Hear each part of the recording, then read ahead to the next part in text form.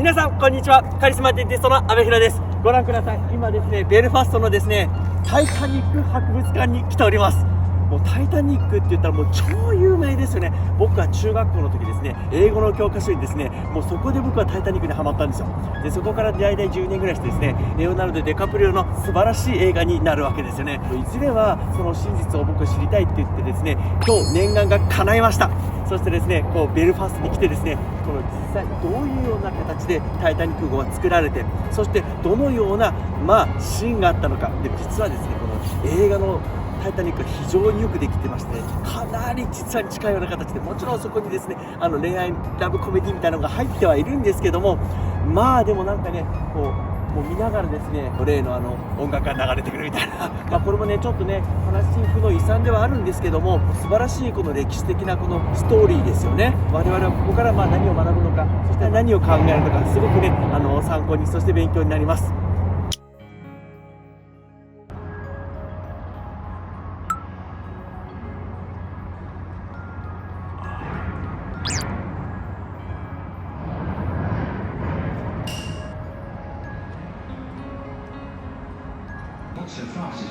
ヒロインはタイタニックの映画で、ヒロインはイギリス側の上流階級の人間だと思うんですよ。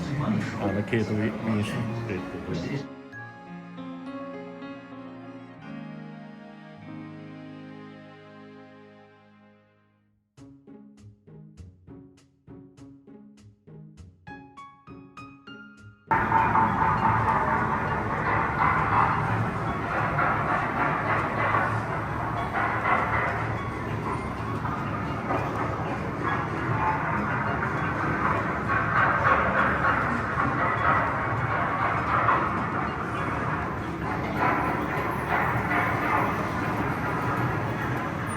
After my 14th birthday, Harlan and Wolf.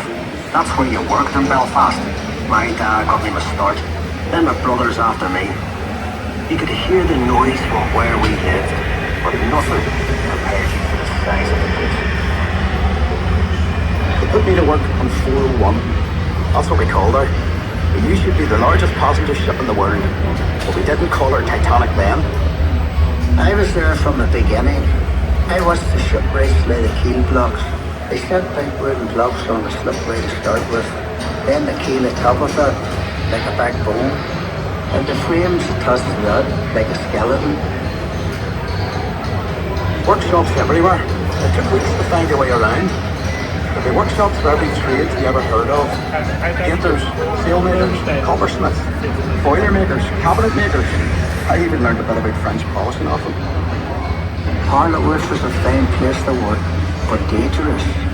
Every ship cost a life, and there'd be lots of injuries besides. I was in the engine works for a while. Very well equipped it was. That's where we built the triple expansion engines. 2 of them, each as high as a 3-story house. I worked in the frame bending shop. You'd heat steel beams in the furnace, then hook them onto slabs of cast iron, and hammer them curved. It was skilled work. You had to bend them more than you needed, because the frame straightened out a little when it cooled. The shell plates that made up the hull weighed up to 4.5 tons. They were taller than the da. The plates were overlapped on the edges, sunk or raised, one after another. We called it clincher. One of the foremen told me years ago, that's how you built these ships. I worked as a heater boy. You had to heat the rivets on a wee plate. You pump the bellows till the rivet was white hot, then you get a hold of it with your tongs and throw it up to the catcher, and he put it in the hole in the plate with the holder up. There were 2 of us on the other side of the plate to hold her up. We had to hammer the rivet so it filled the hole before it turned dull red. The double bottom. That's a wee space we called the tanks, made up of steel plates. The rest of the rivet squad all had to fit into that gap.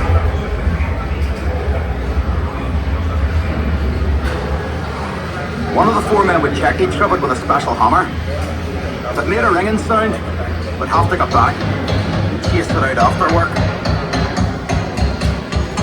I'd get scared working down in that double bottom. You only had candles for light. A and the constant hammering against the shell plates. You could hear it all over Belfast. Some of those boys ended up stone deaf, so they did. We were paid 31 bob a week. The heater boy in Catchment got 16 bob, but we all worked the same 54 hours. The upper deck was steel too, and part of the strength of the ship. There's no straight lines on the ship, and when you look down the lower deck, you can see the sheer of the hull, a stop curve flexion at sea. The stern frame had to be strong enough to take them running and turning in heavy seas. You'd have all these timbers and guy wires to steady the frame, and men scurrying around like ants underneath. When we came to launch day, I was torn between pride and fear. The standing wings were coated in tallow, train oil and soft soap. The ship would slide and the shifted her weight off the block. That was the most dangerous part. The shipwrights were knocking away the last props. They were under compression, you see, and the sliding ways would be released by the hydraulic trigger. 100,000 people watched the launch.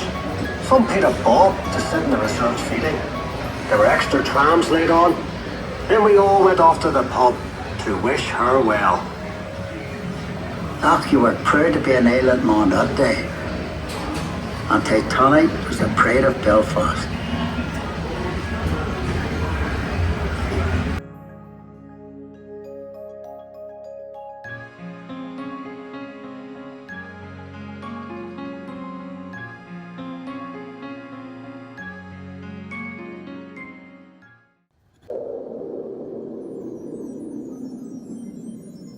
の流儀を伝授するのは、これからお伝えする特徴が一つでも当てはまれば、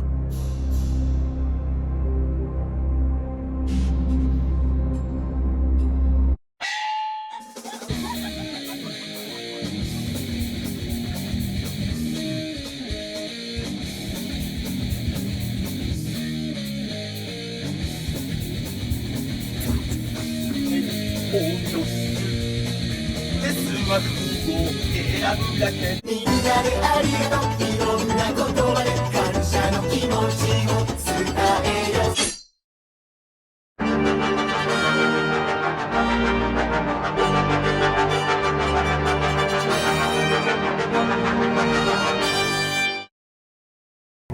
1,000 sweetbreads and 8,000 cigars. At 7 a.m., Captain Edward John Smith came aboard the Titanic to prepare for the board of trade lesson at 8. Around 9:30. 制作に8年かかったみたいですね。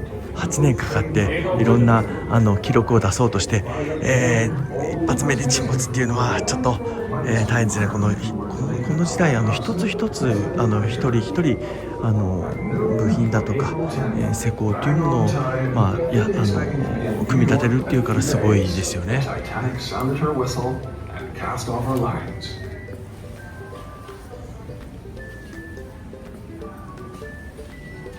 Titanic's launch in May 1911 was watched by an estimated 100,000 people.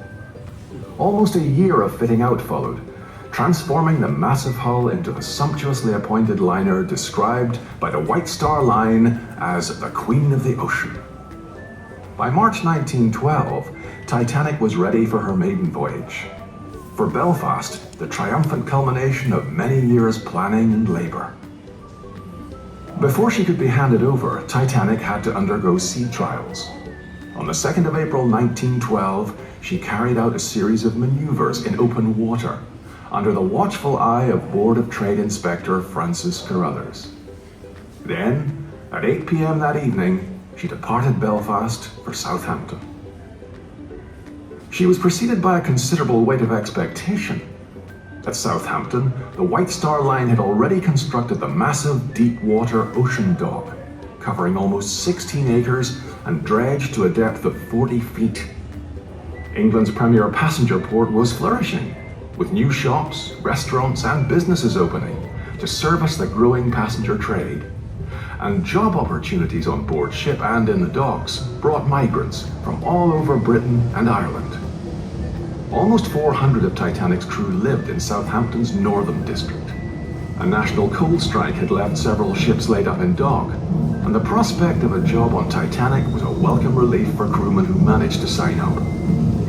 On April 5th, Titanic was dressed in her signal flags and pennants as a Good Friday tribute to the people of Southampton who had welcomed her. By April 10th, the ship had been fully provisioned, including 75,000 pounds of fresh meat, 40,000 eggs, 1,000 sweetbreads, and 8,000 cigars. At 7 a.m., Captain Edward John Smith came aboard the Titanic to prepare for the Board of Trade muster at 8. Around 9:30, the first passengers arrived on the boat train from London Waterloo. By late morning, all the passengers and crew were aboard, minus 2 firemen who were delayed in a public house and missed the departure. At noon on April 10th, bang on time and fully expecting to be in New York within a few days, the Titanic sounded her whistle and cast off her lines.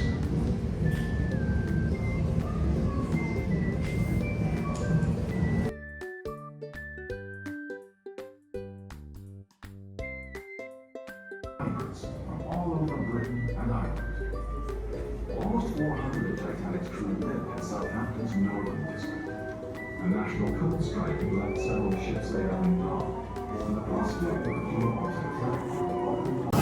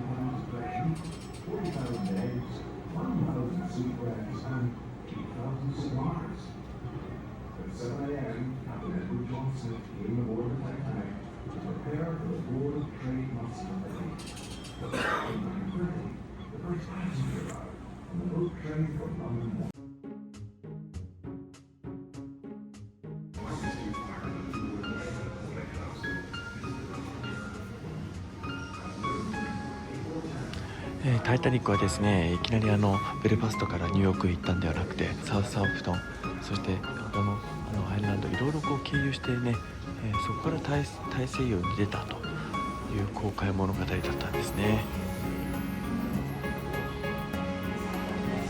最後はニューヨークにね着けずに沈没をしてしまったわけですけども、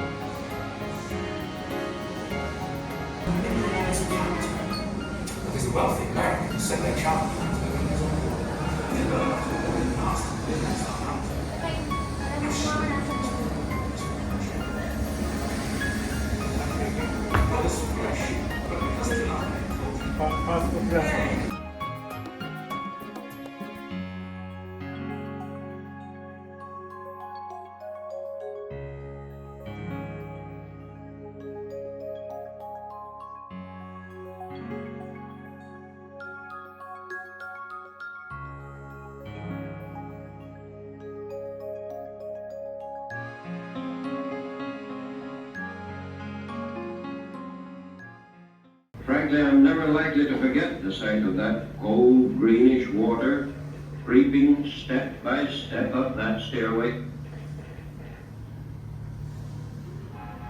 The ship was now sinking fast, but the crowds on deck were quite calm. Our whole trouble was in getting away as quickly as possible, otherwise our boat would be pulled down with the ship. During all this time, the ship's piano was kept playing, and the strains of Near My God to Thee could be plainly heard as the stern of the great ship was raised in the air.